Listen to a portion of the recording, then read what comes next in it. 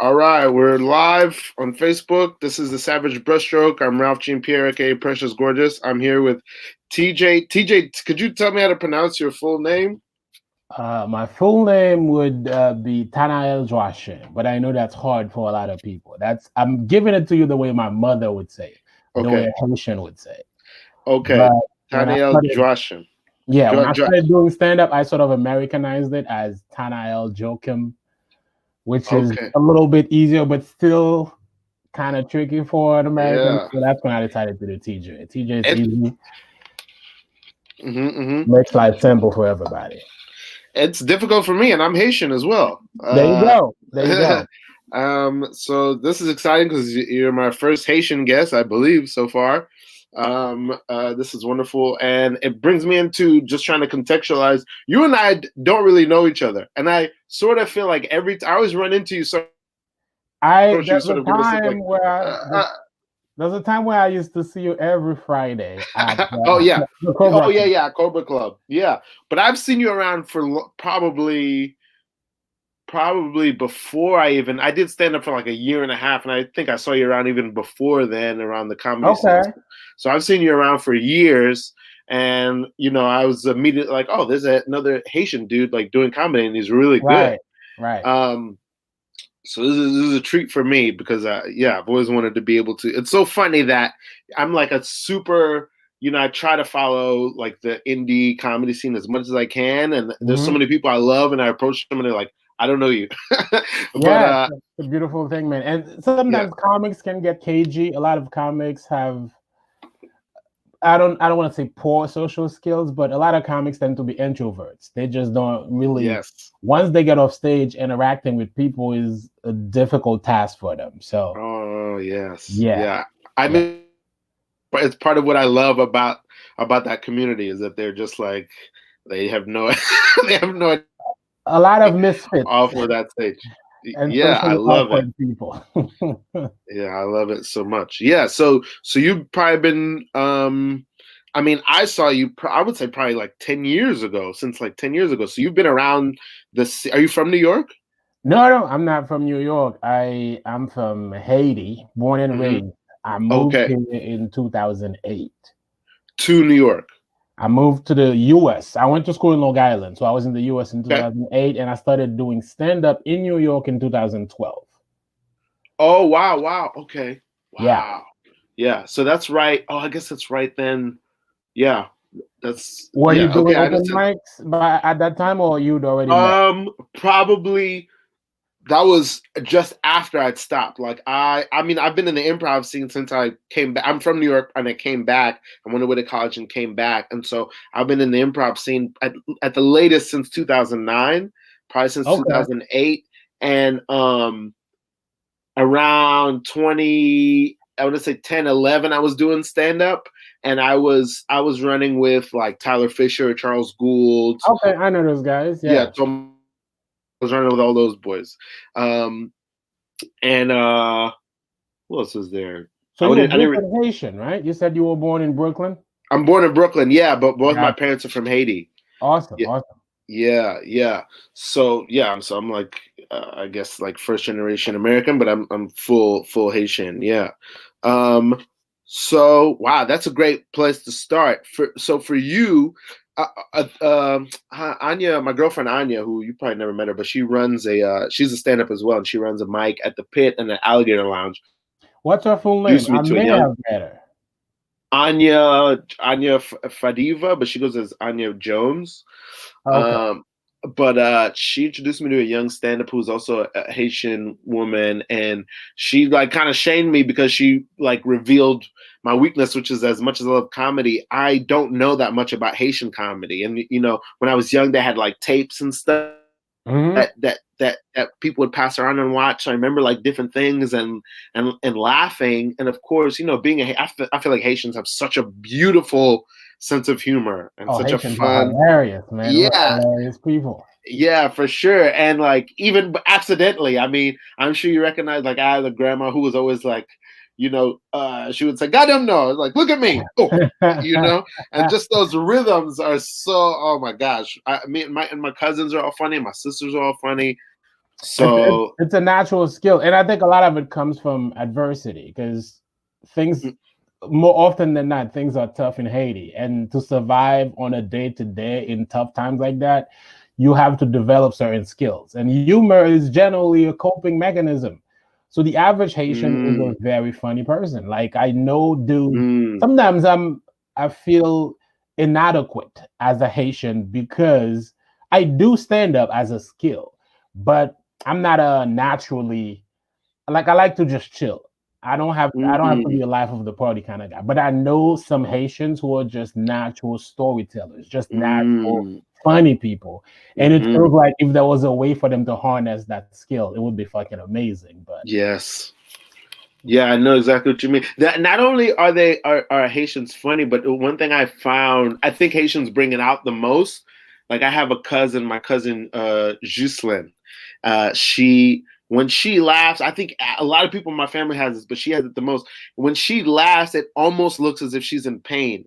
Haitian people, I think, love to laugh as oh yeah, well. it's from the gut, it's from the soul, it's the Yes. whole full body laugh, man. It's fucking beautiful. Yeah, dude, it's Yeah. so big, and like I never could articulate what it was until recently. But yeah, it was like she would laugh like she was in pain, and it was like the best laugh. My mom had a great, big laugh as well. Like everyone in my family loves to laugh and is funny. So yeah, it's it's interesting to me, and I try to. I don't know all of them, but like when I run into a Haitian comedian. I have a homeboy named Ray Morency. He does a lot of hip hop improv at the Pit, and I Okay. know Paul Jumelis I and know him. Yeah. yeah, and Jordan Temple. I think is half Yeah. Haitian, Jordan, I think, is in LA right now. Yeah. and I think one of the girls. They're all three great girls that run the Knitting Factory joint. Yeah. One of them is Yeah. Haitian, right? Marie Foster is Haitian. Yeah. Yes. So yeah, I try to. Hold I on. Which really one is the Haitian girl you were telling me that your girl introduced you to? The Haitian comedian. I forget her name, but she's new. She's like a baby. She's about my age, but she's like a baby comedian. She's like Oh, okay. just And started. she's here in New York. Yeah. Okay, I don't think I've met her. Yeah, I don't remember her name just now, but if she's on Facebook, I'll tag her. But yeah, she's great. Okay, so this is so exciting to talk to you about all this. What before we go full into like the discussion about the influences, I mean, we've talked a lot about it already. Is there one thing you can identify in particular that you um, carry from Haiti, like a cultural thing in terms of a way of looking at life, or an approach to comedy that you feel is carried into your work now? I know that's a broad question, but I just wonder. Yeah. I mean, I think I would say my whole being and perspective in and of itself is very Haitian. Just in terms of being an outsider in America, yet living in America and commenting on things that happen in America. Okay. So that means I have the background of I'm from a third world country, and there's certain things in life I don't take for granted. So sometimes I'll see Americans do things, I'm like, what the fuck are you doing? Yeah. Like Yes. this is fucking luxury, but somehow to you this is an impediment. Like you bothered by this. Like there are things people do here. It fucking drives me crazy. Like the idea of having an app for people to deliver groceries for you. That fucking is nuts to me. Yes, I totally understand. I can't do it. Like I almost never order delivery. I can't do it. I have to go pick it up, It's and crazy. That's a part of being a person. You yes. go to the store and you buy your fucking groceries. You're gonna pay someone to go pick an apple with their dirty corona hand Oh and bring man, them to you. That's fucking insane. So yes. like the conveniences I think we create to make life easy, that's the lie we tell ourselves. They don't make Mm, life easy. You can't mm. escape being a human. Being a human means certain things you have to do. So the fact that you have money to pay someone else to do it for you, all that means is you giving up a part of you that somehow you're gonna have to fill because it becomes a hole. You have to fill it somewhere else. Yes, and you've given up some money to do that. You paid Yeah, somebody else to give up yeah, a part of yourself. yeah. Yes. Mm. Wow. I love that. Well, let's go into the pieces that you brought to talk about today. Let's start with the piece that's not from a peer. So again, yeah, this piece could be anything. It could be a joke, an album, whatever it is, a song, a movie, Yeah. whatever. That one was difficult because I have so many people that inspire me, and it's from across all genres. Because if you're into creative and artistic expression, then it doesn't matter where it comes from, as long as it speaks to you. That's just what it is. And art, whatever art it is, if it's beautiful, if it's human, it's gonna speak to somebody who's into that. So I had a hard time picking one, but I think I settled on Nina Simone, her rendition of Cinnamon. I don't know if you know that song. No, oh God, I want to see if I can find it and play a little bit of it. Yeah. Cinnamon. Wow, this is a great choice, and I think I love Nina Simone. She's probably my favorite artist of all time. Okay. I mean, I know a bit about Nina. I watched a documentary about her. Yeah, the documentary is a great way to get into her, and then just get her classics on Spotify if you want to get into it. She's just got a voice that's so clear and so truthful in the way she sings. And when you listen to her sing, it almost feels like it's not somebody who wrote songs. That's how I like to look at it.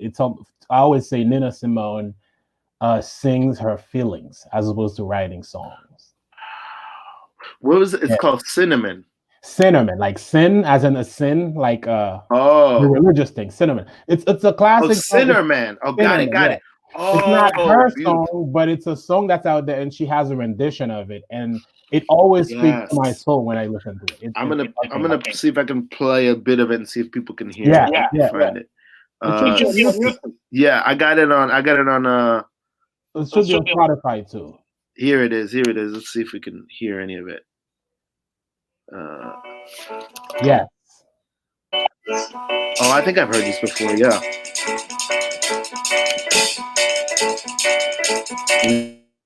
Inside of the song. Oh, Cinnamon, where you gonna run to?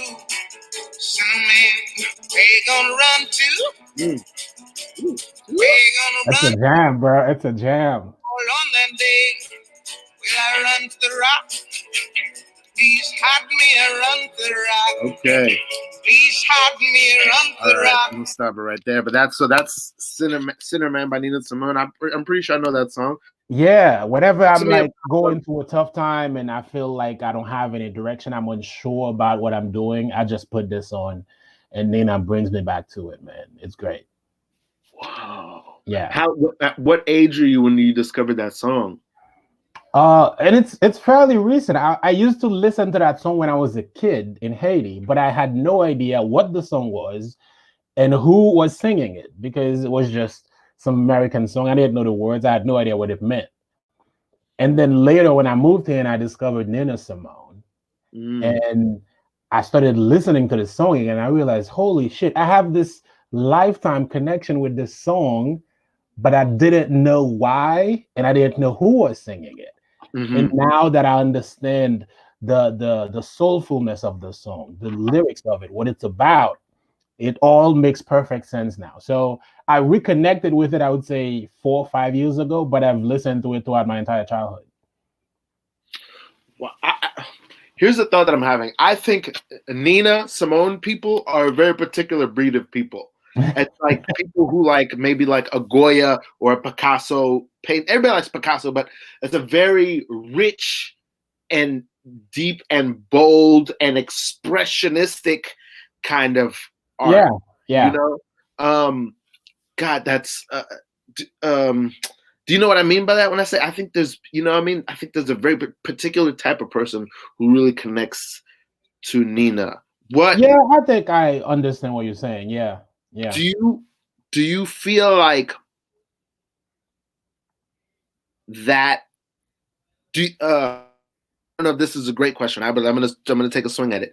Okay. I feel like that would translate in comedy as a particular kind of comic who is concerned with a particular kind of thing. Does that resonate with you? Maybe a little bit more, not on the surface, but maybe underneath, a little bit more serious and a little bit more soulful and rooted, or am I reaching too far there? I think I see what you're saying, but I wouldn't say she would be a particular kind of comic. I think she would be as universal as it gets because Nina makes timeless music, right? Because if you think of a lot of people from that era, or just entertainers in general, a lot of people are people for a decade or people for the moment. You catch some fire, you make some stuff, and people like it, and then they forget about it 10 years from now. And that's the difference with Nina Simone. Nina Simone is ubiquitous. Like sometimes I watch a commercial or listen to something and a song comes on and I'm like, what is this about? And then I pay attention. I'm like, oh, that's a Nina Simone song. She has the kind of songs that are so good and they transcend genres. You can put them in anything. There's so many movie trailers that use Nina Simone songs. There's commercials that use Nina Simone songs just because they're just that good and timeless. Is that so? That's another thing. So, kind of adjacent to the Simone thing, I think, as an artist, and when it comes to art, I consider myself a snob. I would openly call myself a snob. That's fair. I think you should be a little bit, because it pushes you to match what your snobism is. You know what I mean? Yes. I absolutely agree with that. I think I can't help but think about when it comes, whether it's a joke or a song or a movie. Not so much with jokes. Jokes can kind of move around because they're so short and small, but still I can tend to appreciate when I look and listen to somebody, I read something, whatever it is I'm taking in. The first thing I always think is, will I care about this in 10 years?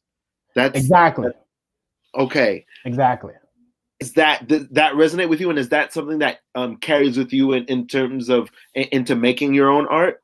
Absolutely. You don't want to be making things just for the moment. That's why there's people who follow trends and there's people who stay within their authenticity to create something that is true to them. Because if you create something that's true to you and that's as human as it can be, then wherever there are human beings, they can connect with it. You're not making it because you want to be popular right now.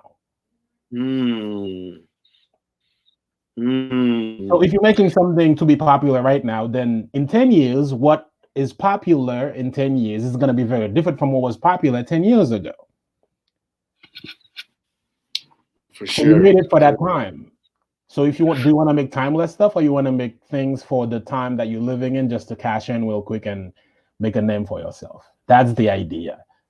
I feel like that's such a visceral struggle for a comic who's getting up there every night and every, as many times a week as they can, is getting up there and deciding what kind of jokes do I tell, what kind of comic I am. Yeah. Like, what I mean? It's not like an actor who's in a play maybe once or twice a year or whatever. It's like you're constantly making those choices.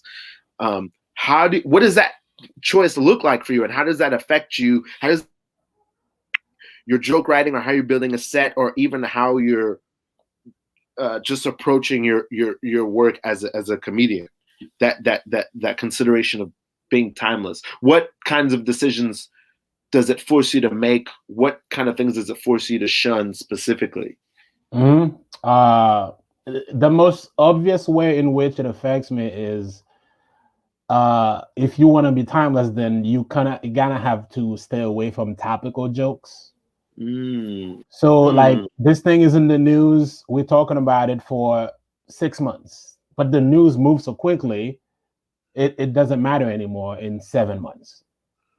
Like I remember when the Ray Rice thing happened, I had a very solid Ray Rice joke. Remember the Ray Rice incident where he punched I have no idea what you're talking about. Oh, yes. NFL player who did that. Yeah.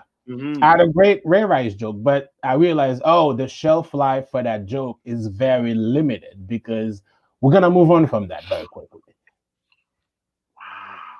Like if I could have recorded that joke, it would have been fine, but that joke, I wouldn't be able to do it in a year from when the incident happened. So that's the first thing that happens. You tend to stay away from topical stuff. Then the other thing that Because happens yeah, is it forces you to learn how to connect with audiences in a way that's deeper than skin. Meaning, if I'm performing and I go on stage, it doesn't matter who's in the room. I have to develop the ability to speak to any audience. Does that make sense? how total sense. I'm just wondering how do you realize that that's important? And then what specifically exercises or what do you do to develop that? Is it just a matter? Is it just time, or are there particular things you're thinking about working on when you go up each time? Some of it is time. It comes with experience. You can't, that's an undeniable part of it. You have to have the experience to be able to talk to anyone. That's just the nature of it. It's a skill, it's a muscle that you build. And the other part of it is making a choice to be authentic. And that is a very difficult choice for an artist, especially if in the moment you're making that choice, there's no immediate rewards for it. Wow. That I mean, it's not so much revelation; it's just hitting me how deep the thing is. That very, yeah, that's a very deep truth. I feel like. Are you? I've had many discussions about this.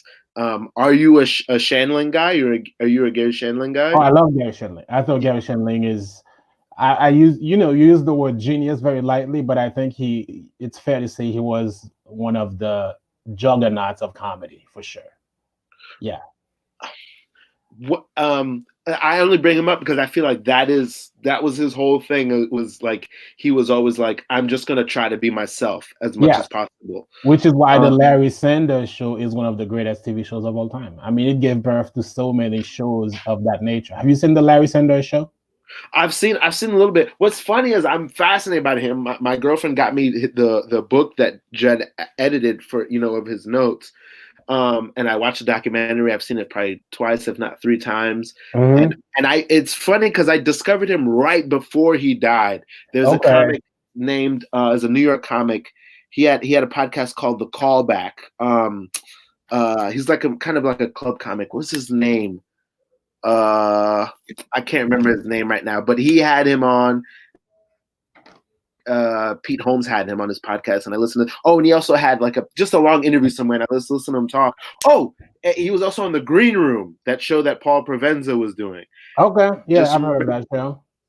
He just hit so many jokes. I was like, man, who could come up with those jokes? So, but the show, super huge fans of him. It's just his philosophy really is. His philosophy really resonates with me, and he's the first person I ever heard talk about comedy writing that made sense to me. Yeah. Joseph Vesey is the name of it. Yeah, I know Joseph Vesey. Yeah, I've done a couple shows with him. Yeah, Gary was interesting because he had an approach to comedy writing that was very unique in just the way he did it, as opposed to, because there's a lot of, he wasn't following trends. He kind of was listening to the sound of his own drums. And when you do that, it gives you can create a couple of unique things. I mean, there was a show he had before the Larry Sanders Show. It's Gary Shandling Show. Gary Shandling Show.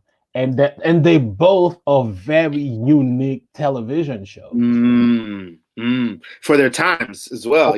Yeah, they were so ahead of their times. I mean, the Larry Sanders Show is a show about a late night host, which is about a comedian, but anybody who has no interest in comedy could watch that show and be immersed in it, because it's so much about just a human being having a job as opposed to a comedian having the job of comedy. Yes, you're absolutely right. Gosh, I have more questions, but I want to move into the second that you brought. Just a piece here. Again, it could be any kind of piece, but piece from a peer. Do you want to talk about that?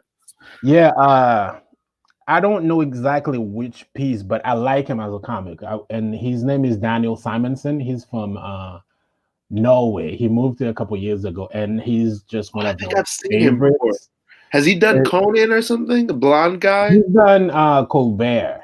Okay. Yeah, he's just a very funny dude in the way he approaches it, because his whole essence is, I'm uncomfortable in the world. And he takes that to a level that's so relatable. It doesn't matter who you are. He just talks about, he has a bit about being a quiet guy at the barbecue. He just ruins barbecues for people. Okay. Just because he doesn't talk to people. He's very quiet, and that's his energy. But when you sit there and you listen to him bringing that to life, it doesn't matter if you've had that experience or if you're an introvert, you can't help but understand what he's doing. He's a very compelling comedian. That's the word I'm looking for, compelling. Because I don't have to have the experience. But if you present it to me in a way that's compelling, then I'll get it and I'll respect it. You're compelling me to like look these people up, because I feel like I see this guy. I seen him at the Cellar. Yeah, he's fucking great, man. Oh my God, yes, he is terrific. He is a super unique comic. Yeah. Gosh, I couldn't. Let me organize this thought. I was about to say that I couldn't think of two more separate comics, but I don't think that's true. I think one of the qualities that you both share is that you don't. I don't think you work a lot with silence, but you definitely are more calm and grounded and rooted and won't freak out if there's silence on stage with you. He is somebody who I think is using silence in a very pointed way. I've learned to love the silence. Yeah. What else? What's something else that you watched him do that you either thought immediately, I could never do that, or I've got to learn my own version of that? I think he embraces and pushes through discomfort on stage. And I think that's a good skill for any comic to have. Because there's a thing in comedy we call act outs. Yes. Yeah. So sometimes act outs can be very painful, because if it doesn't land and you're looking stupid doing something physical up there, it can really hurt and crush your soul. It's one of those things. That's why most comics just choose to not do them. They're very difficult. But if you manage to do it and practice it enough, where even if it fails a couple times, you get to do it right. It adds so many layers to a joke that was simply words, but now you've added a level of physicality to it, or just the facial expression. Yeah. So I've seen him go through moments where an act out could just not work. And I could see the process that went through that act out being where it is today. And it adds a lot of spunk to his material. So I enjoy that from him. Yeah. Wow. Well, it's so interesting that of all the endeavors that human comedians who I've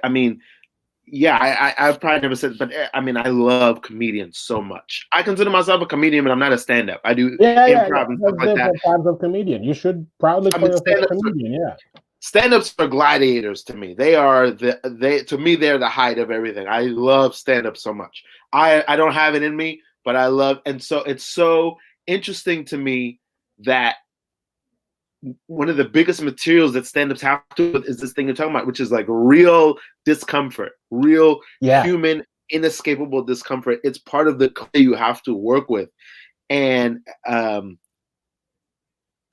I think that's why most people are so afraid of it. Because whenever I meet people who go, "Oh, you do comedy? Well, what if people don't laugh? What happens? How do you feel?" Because the average human doesn't want to deal with that, because it's a very painful thing when you obviously are trying to make people laugh and then it falls flat. So that's you just got to get over that. What helped you get over it? Was it, again, just time? Was there a specific way you chose to think about it? Did somebody give you advice? How did you learn to deal with that? Well, time, one. And the second part of it is, if you if you're interested in growing and not be stagnant, you kind of have to go through it. So the pain of it is worth it if you ever want to do something great. Then you have to bomb. Every comedian bombs. This is, oh man, this is great. I have one last thought that's trying to form and I can't finish. Oh, the irony to me is like for comedians who are, especially in this, so I don't want to say embattled and like the parameters of what they can say and do and how they can work is a little embattled in American culture right now. Yeah. And different people have different senses. Some people are like, I'm cool with it. It's a new challenge. Some people are like, whatever it is. There's different sides of that argument. But it's so interesting to me, this idea that like really the biggest fear is public speaking. And there probably isn't anybody in American culture, at least, more public speaking to more hostile audiences than stand-up comedians. Even actors, they're working on stage and they rehearsed everything and they had a director and it's a closed set or it's like a politician, but they're, you know what I mean? It's like comedians have to get up there and risk everything so often, like face really humans' biggest fear so often, and just to make usually ungrateful people laugh. Yeah. Yeah, man. That's a beautiful way to put it. You get it. Yeah. There's nobility in what we do. There's definitely a nobility in it. That's bravery for sure, but it's kind of noble because we're like the small percentage of the population who decide to face this fear every night. And there's never any guarantee to how an audience is going to react to you. Never. I mean, you get more comfortable as you get better at it. That's normal. But the idea that because you're good, people are just gonna immediately eat off the palm of your hand, that's not a guarantee. So you have to earn your keep every night, and that's the beauty of it. I think there's an adrenaline seeking part of it where it's like, oh, I want to go and do this again. Like right now, I'm dying because I haven't been on stage in 2 weeks, and I don't know how much longer that's gonna last. But it's my favorite thing in the world, and it's my drug, and I fucking love it, man. This will be my last question. What was the last moment that you had on stage where it was like either before you went on stage it looked daunting, or while you were on stage you were like, I don't know how to get out of this hole, and it made you even like it made your face get hot, where you're like, this is real danger. Not like physical danger, but you're just like, I know what you're saying. I don't know how to take myself out. Yeah. I've had a couple of those, but I'll give you the most recent one. And the danger wasn't so much in the material I was gonna try, because I'm comfortable with my material now, whether people like it or not. But the danger was in whether or not the room might turn and there might be too much sadness to bring it back. But the night that Kobe died, and I'm a huge Kobe fan, I went on stage and you could feel the room they were there, but everybody was affected because Kobe was such a big figure. And I to me as a comic, it would be disingenuous to just go up there and do jokes like it's a regular day, because it wasn't a regular day. So I went up there and I, greeted the people, talked a little bit, and eventually I was like, look, guys, we're gonna have to talk about it. And then as soon as I started talking about it, it's like there was this wave of relief that washed over the room, because people wanted to talk about it, because everybody was aware of it. It's in their heads.